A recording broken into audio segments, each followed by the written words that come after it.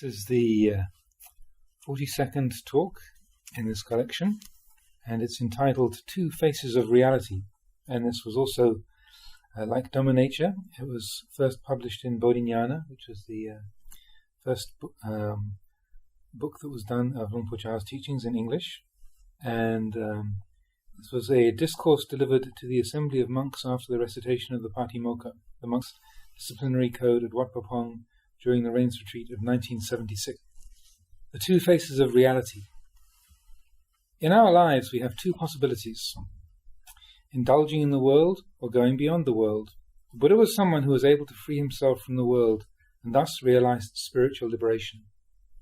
In the same way, there are two types of knowledge: knowledge of the worldly realm and knowledge of the spiritual, or true wisdom. If we've not yet practiced and trained ourselves, no matter how much knowledge we have, it's still worldly, and thus cannot liberate us. Think, and really look closely. The Buddha said that the things of the world spin the world around. Following the world, the mind is entangled in the world. It defiles itself whether coming or going, never remaining content. Worldly people are those who are always looking for something, never finding enough. Worldly knowledge is really ignorance. It isn't knowledge with clear understanding. Therefore, there is never an end to it. It revolves around the worldly goals of accumulating things, gaining status, seeking praise and pleasure. It's a mass of delusion which has us stuck fast. Once we get something, there's jealousy, worry and selfishness. And when we feel threatened and can't ward it off physically, we use our minds to invent all sorts of devices, right up to weapons and even nuclear bombs, only to blow each other up. Why all this trouble and difficulty? This is the way of the world. The Buddha said that if one follows it around, there is no reaching an end. So, come to practice for liberation. It isn't easy to live in accordance with true wisdom, but whoever earnestly seeks the path and fruit and aspires to Nibbana will be able to persevere and endure. Endure being contented and satisfied with little, eating little, sleeping little, speaking little, and living in moderation. By doing this, we can put an end to worldliness. If the seed of worldliness has not yet been uprooted, then we are continually troubled and confused in a never-ending cycle. Even when you come to ordain, it continues to pull you away. It creates your views, your opinions.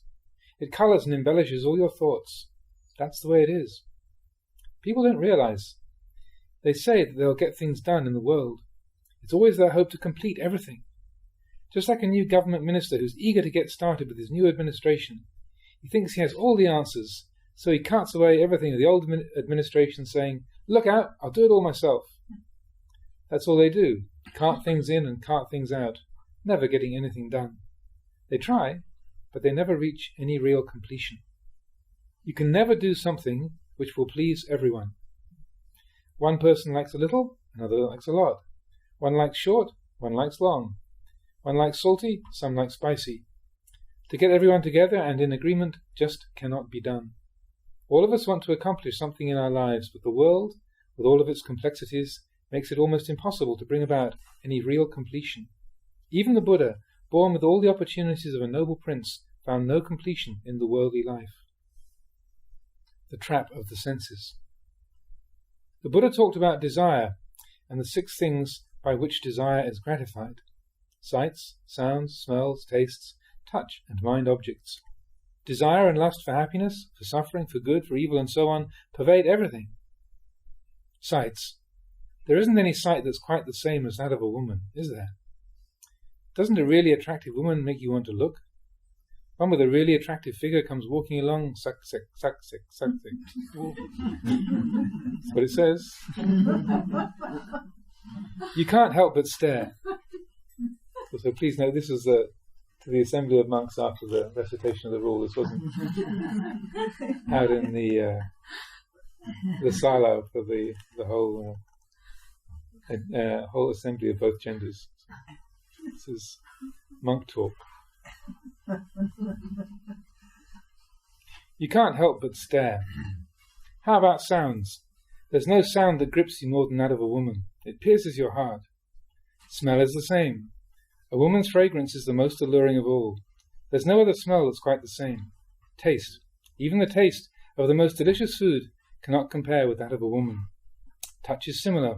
When you caress a woman, you are stunned, intoxicated, and sent spinning all around.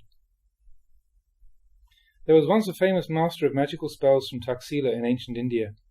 He taught his disciples all his knowledge of charms and incantations. When the disciple was well versed and ready to fare on his own, he left with this final instruction from his teacher. I have taught you all that I know of spells, incantations, and protective verses. Creatures with sharp teeth, antlers or horns, or even big tusks, you need have no fear of them. You'll be guarded from all of these, I can guarantee that. However, there is only one thing that I cannot ensure protection against, and that is the charms of a woman. I cannot help you there. There's no spell for protection against this one. You'll have to look after yourself. Mental objects arise in the mind.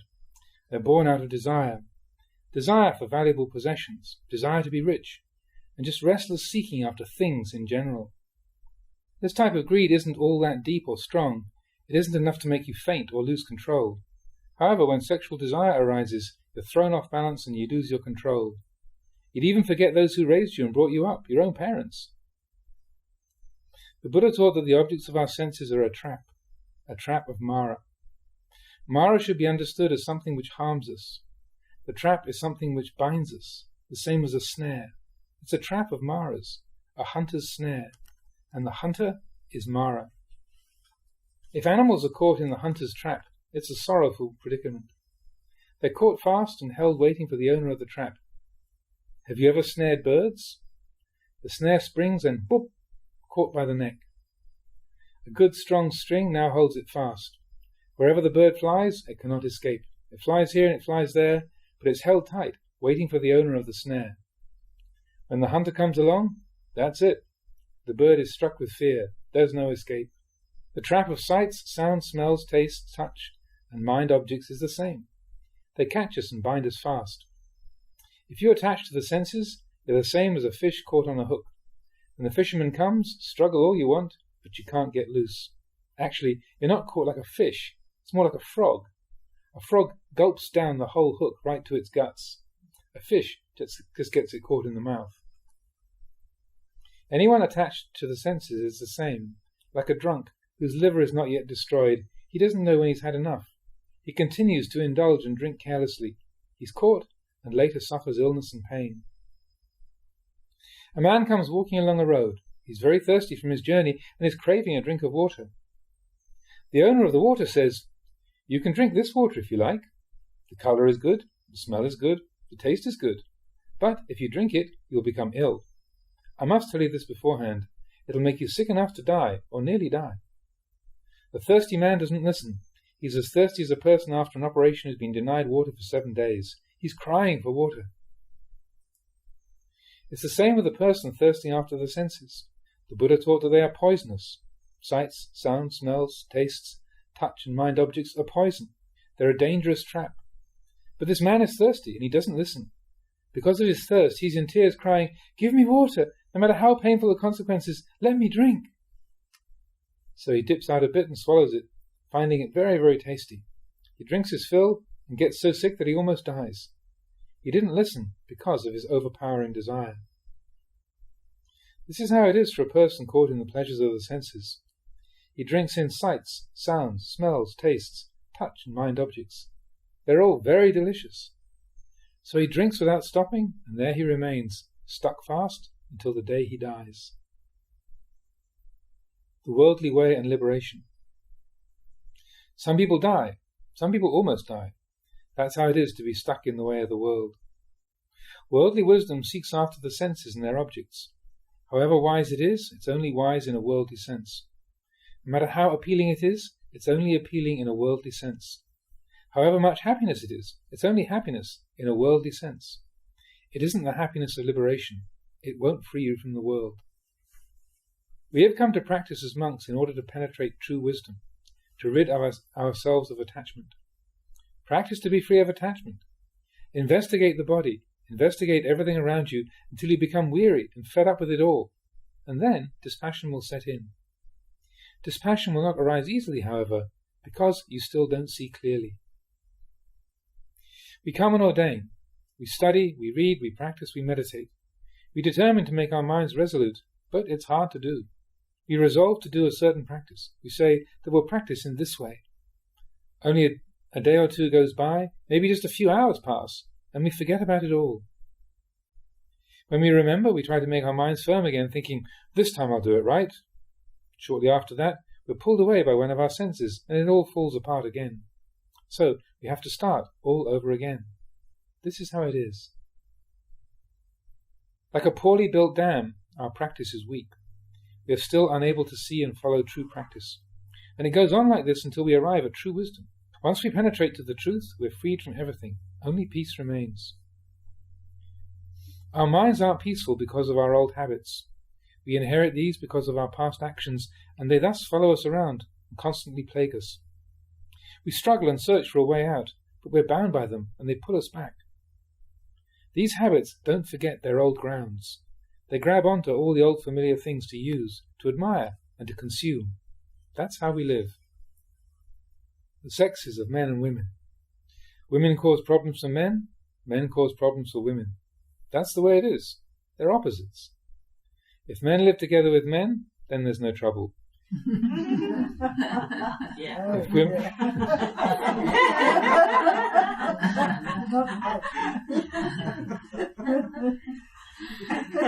Just war. If women live together with women, then there's no trouble.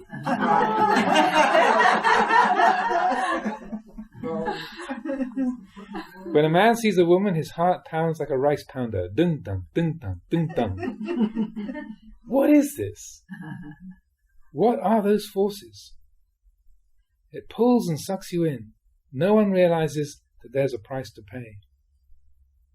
It's the same in everything. No matter how hard you try to free yourself, until you see the value of freedom and the pain in bondage, you won't be able to let go.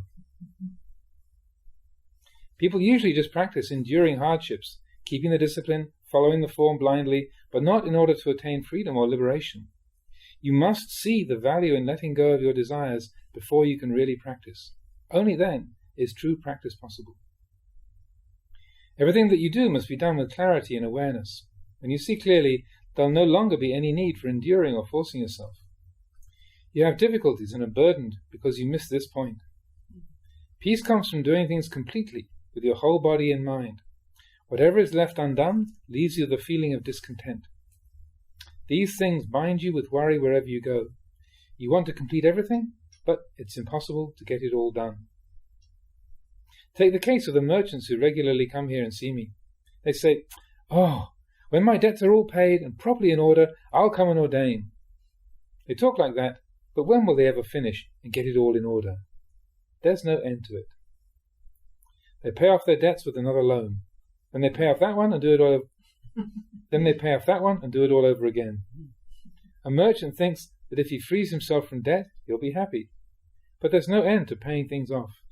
That's the way worldliness fools us. We go around and around like this, never realizing our predicament. Constant practice. In our practice, we just look directly at the mind. Whenever our practice begins to slacken off, we see it and make it firm. Then, shortly after, it goes again. That's the way it pulls you around. But the person with good mindfulness takes a firm hold and constantly re-establishes himself, pulling himself back, training, practicing and developing himself in this way. The person with poor mindfulness just lets it all fall apart. He strays off and gets sidetracked again and again. He's not strong and firmly rooted in practice. Thus he's continuously pulled away by his worldly desires. Something pulls him here, something pulls him there. He lives following his whims and desires, never putting an end to this worldly cycle. Coming to ordain is not so easy. You must determine to make your mind firm. You should be confident in the practice, confident enough to continue practicing until you become fed up with both your likes and your dislikes, and see in accordance with truth. Usually, you're dissatisfied only with what you dislike. If you like something, then you aren't ready to give it up. You have to become fed up with both what you like and what you dislike, your suffering and your happiness. You don't see that this is the very essence of the Dhamma. The Dhamma of the Buddha is profound and refined. It isn't easy to comprehend.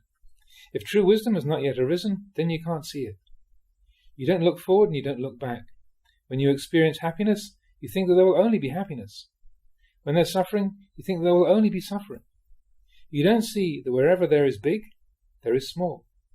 Wherever there is small, there is big. You don't see it that way. You only see one side, and thus it's never ending. There are two sides to everything. You must see both sides. Then when happiness arises, you don't get lost. When suffering arises, you don't get lost.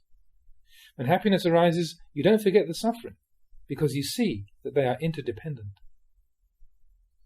In a similar way, food is beneficial to all beings for the maintenance of the body, but actually, food can also be harmful, for example, when it causes various stomach upsets.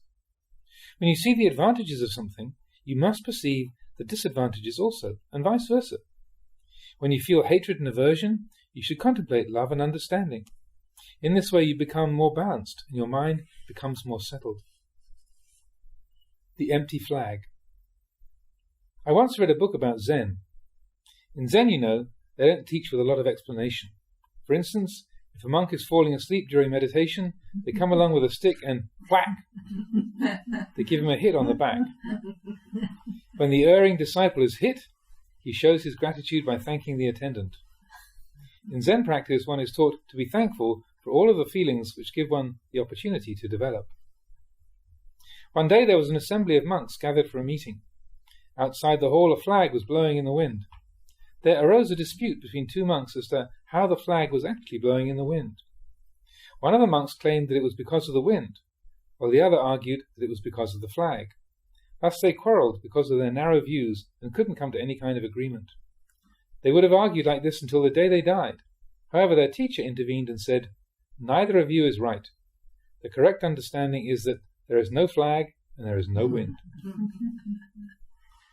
This is the practice, not to have anything, not to have the flag, not to have the wind. If there's a flag, then there's the wind. If there's a wind, then there's the flag. You should contemplate and reflect on this thoroughly until you see in accordance with truth. If considered well, then there will remain nothing. It's empty, void, empty of the flag and empty of the wind. In the great void, there is no flag and there is no wind. There is no birth, no old age, no sickness or death. Our conventional understanding of flag and wind is only a concept. In reality, there is nothing. That's all. There is nothing more than empty labels. If we practice in this way, we'll come to see completeness, and all of our problems will come to an end. In the great void, the king of death will never find you. There is nothing for old age, sickness, and death to follow. When we see and understand in accordance with truth, that is, with right understanding, then there is only this great emptiness. It's here that there is no more we, no they, no self at all. The forest of the senses. The world with its never-ending ways goes on and on. If we try to understand it all, it leads us only to chaos and confusion. However, if we contemplate the world clearly, then true wisdom will arise. The Buddha himself was one who was well versed in the ways of the world. He had great ability to influence and lead because of his abundance of worldly knowledge. Through the transformation of his worldly mundane wisdom, he penetrated and attained to supramundane wisdom, making him a truly superior being. So, if we work with this teaching, turning it inwards for contemplation, we will attain to an understanding on an entirely new level. When we see an object, there is no object. When we hear a sound, there is no sound. In smelling, we can say that there is no smell. All of the senses are manifest, but they are void of anything stable. They're just sensations that arise and then pass away. If we understand according to this reality, then the senses cease to be substantial. They're just sensations which come and go. In truth, there isn't any thing. If there isn't any thing, then there is no we and no they. If there is no we as a person, then there is nothing belonging to us. It's in this way that suffering is extinguished. There isn't anybody to acquire suffering. So, who is it that suffers? When suffering arises, we attach to the suffering, and thereby must really suffer. In the same way, when happiness arises, we attach to the happiness and consequently experience pleasure. Attachment to these feelings gives rise to the concept of self or ego, and thoughts of we and they continually manifest. Nah. Here is where it all begins, and then carries us around in a never-ending cycle. So, we come to practice meditation and live according to the Dhamma. We leave our homes to come and live in the forest and absorb the peace of mind it gives us. We have fled in order to contend with ourselves, not through fear or escapism. But people who come and live in the forest become attached to living in it, just as people who live in the city become attached to living in the city. They lose their way in the forest, and they lose their way in the city. The Buddha praised living in the forest because the physical and mental solitude that it gives us is conducive to the practice for liberation. However, he didn't want us to become dependent upon living in the forest or get stuck in its peace and tranquility. We come to practice in order for wisdom to arise. Here in the forest, we can sow and cultivate the seeds of wisdom. Living amongst chaos and turmoil, these seeds have difficulty in growing. But once we've learned to live in the forest, we can return and contend with the city and all the stimulation of the senses that it brings us. Learning to live in the forest means to allow wisdom to grow and develop. We can then apply this wisdom no matter where we go. When our senses are stimulated, we become agitated, and the senses become our antagonists. They antagonize us because we're still foolish and don't have the wisdom to deal with them. In reality, they are our teachers, but because of our ignorance, we don't see it that way. When we lived in the city, we never thought that our senses could teach us anything. As long as true wisdom has not yet manifested, we continue to see the senses and their objects as enemies. Once true wisdom arises, they're no longer our enemies, but become the doorway to insight and clear understanding. A good example are the wild chickens here in the forest. We all know how much they are afraid of humans. However, since I've lived here in the forest, I've been able to teach them and learn from them as well. At one time I began throwing out rice for them to eat. At first, they were very frightened and wouldn't go near the rice. However, after a long time, they got used to it and even began to expect it. You see, there's something to be learned here. They originally thought that there was danger in the rice, that the rice was an enemy. In truth, there was no danger in the rice, but they didn't know that the rice was food, and so they were afraid. When they finally saw for themselves that there was nothing to fear, they could come and eat without any danger. The chickens learn naturally in this way. Living here in the forest, we learn in a similar way. Formerly, we thought that our senses were a problem, and because of our ignorance in the proper use of them, they caused us a lot of trouble. However, by experience in practice, we learn to see them in accordance with the truth. We learn to make use of them, just as the chickens could use the rice. Then we no longer see them as opposed to us, and then our problems disappear. As long as we think, investigate, and understand wrongly, these things will appear to oppose us. But as soon as we begin to investigate properly, that which we experience will bring us to wisdom and clear understanding, just as the chickens came to their understanding. In this way, we can say they practiced vipassana. They know in accordance with truth. It's their insight. In our practice, we have our senses as tools which, when rightly used, enable us to become enlightened to the Dhamma. This is something which all meditators should contemplate. When we don't see this clearly, we remain in perpetual conflict. So, as we live in the quietude of the forest, we continue to develop subtle feelings and prepare the ground for cultivating wisdom. Don't think that when you've gained some peace of mind living here in the quiet forest, that that's enough. Don't settle for just that. Remember that we have to cultivate and grow the seeds of wisdom. As wisdom matures and we begin to understand in accordance with the truth, we will no longer be dragged up and down. Usually, if we have a pleasant mood, we behave one way. And if we have an unpleasant mood, we behave another way. We like something and we're up. We dislike something and we're down. In this way, we're still in conflict with enemies. When these things no longer oppose us, they become stabilized and balance out. They're no longer ups and downs or highs and lows. We understand these things of the world and know that that's just the way it is. It's just worldly Dhamma. Worldly Dhamma, this is the 8 worldly conditions of gain and loss, honor and dishonor, happiness and misery, and praise and blame. Worldly Dhamma changes to become the path. Worldly Dhamma have 8 ways. The path has 8 ways. Wherever worldly Dhamma exists, the path is to be found also. When we live with clarity, all our worldly experience becomes the practicing of the Eightfold Path.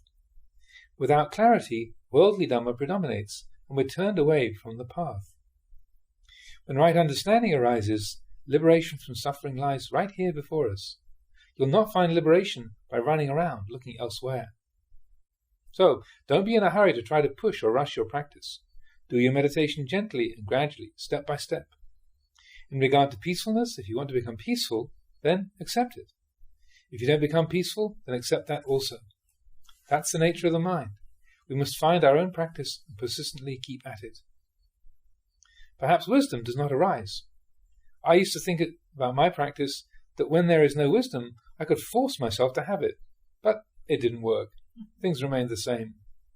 Then after careful consideration, I saw that to contemplate things that we don't have cannot be done. So, what's the best thing to do? It's better just to practice with equanimity. If there's nothing to cause us concern, then there's nothing to remedy. If there's no problem, then we don't have to try to solve it. When there's a problem, that's when you must solve it. Right there. There's no need to go searching for anything special. Just live normally. Know what your mind is. Live mindfully and clearly comprehending. Let wisdom be your guide. Don't live indulging in your moods. Be heedful and alert. If there is nothing, that's fine. When something arises, then investigate and contemplate it. Coming to the center. Try watching a spider. A spider spins its web in any convenient niche and then sits in the center, staying still and silent. Later a fly comes along and lands on the web. As soon as it touches and shakes the web, boop! The spider pounces and winds it up in the thread. It stores the insect away and then returns again to collect itself silently in the center of the web. Watching a spider like this can give rise to wisdom. Our six senses have mind at the center, surrounded by eye, ear, nose, tongue, and body. When one of the senses is stimulated, for instance, form contacting the eye, it shakes and reaches the mind. The mind is that which knows form. Just this much is enough for wisdom to arise. It's that simple. Like a spider in its web, we should live keeping to ourselves. As soon as the spider feels an insect contact the web, it quickly grabs it, ties it up, and once again returns to the center. This is not at all different from our own minds. Coming to the center means living mindfully with clear comprehension, being always alert and doing everything with exactness and precision. This is our center. There's really not a lot for us to do. We just carefully live in this way. But that doesn't mean that we live heedlessly, thinking, there's no need to do sitting or walking meditation, and so forget all about our practice. We can't be careless. We must remain alert, just as the spider waits to snatch up insects for its food. This is all that we have to know. Sitting and contemplating that spider, just this much, and wisdom can arise spontaneously. Our mind is comparable to the spider. Our moods and mental impressions are comparable to the various insects. That's all there is to it. The senses envelop and constantly stimulate the mind. When any of them contact something, it immediately reaches the mind. The mind then investigates and examines it thoroughly, after which it returns to the center. This is how we abide, alert, acting with precision, and always mindfully comprehending with wisdom. Just this much, and our practice is complete. This point is very important. It isn't that we have to do sitting practice throughout the day and night, or that we have to do walking meditation all day and all night long. If this is our view of practice, then we are really going to make it difficult for ourselves. We should do what we can according to our strength and energy, using our physical capabilities in the proper amount. It's very important to know the mind and the senses well, know how they come and go, how they arise and how they pass away. Understand this thoroughly. In the language of Dhamma, we can also say that, just as the spider traps the various insects, the mind binds up the senses with anicca, dukkha, anatta, impermanence, unsatisfactoriness, and not self. Where can they go? We keep them for food. These things are stored up away as our nourishment. That's enough. There's no more to do. Just this much. This is the nourishment for our minds, nourishment for one who is aware and understanding. If you know that these things are impermanent, bound up with suffering, and that none of it is you, then you'd be crazy to go after them. If you don't see clearly in this way, then you must suffer. When you take a good look and see that these things are really impermanent, even though they may seem worth going after, really, they're not. Why do you want them when their nature is pain and suffering? It's not ours. There is no self. There's nothing belonging to us. So, why are you seeking after them? All problems are ended right here. Where else will you end them? Just take a good look at the spider and turn it inwards. Turn it back onto yourself. You will see that it's all the same. When the mind has seen anicca, dukkha, anatta, it lets go and releases itself. It no longer attaches to suffering or to happiness. This is the nourishment for the mind of one who practices and really trains himself. That's all. It's that simple. You don't have to go searching anywhere. So, no matter what you're doing, you are there. No need for a lot of fuss and bother. In this way, the momentum and energy of your practice will continuously grow and mature. Escape. This momentum of practice leads us towards freedom from the cycle of birth and death. We haven't escaped from that cycle because we still insist on craving and desiring. We don't commit unwholesome or immoral acts, but doing this only means that we're living in accordance with the Dhamma of morality. For instance, the chanting when people ask that all beings not be separated from the things that they love and are fond of. If you think about it, this is very childish. It's the way of people who still can't let go. This is the nature of human desire. Desire for things to be other than the way they are, wishing for longevity, hoping that there is no death or sickness. This is how people hope and desire. When you tell them that whatever desires they have which are not fulfilled cause suffering, it clobbers them right over the head. What can they say? Nothing, because it's the truth. You're pointing right at their desires. When we talk about desires, we know that everyone has them and wants them fulfilled, but nobody is willing to stop. Nobody really wants to escape. Therefore, our practice must be patiently refined down. Those who practice steadfastly, without deviation or slackness, have a gentle and restrained manner. Always persevering with constancy, those are the ones who will know. No matter what arises, they will remain firm and unshakable.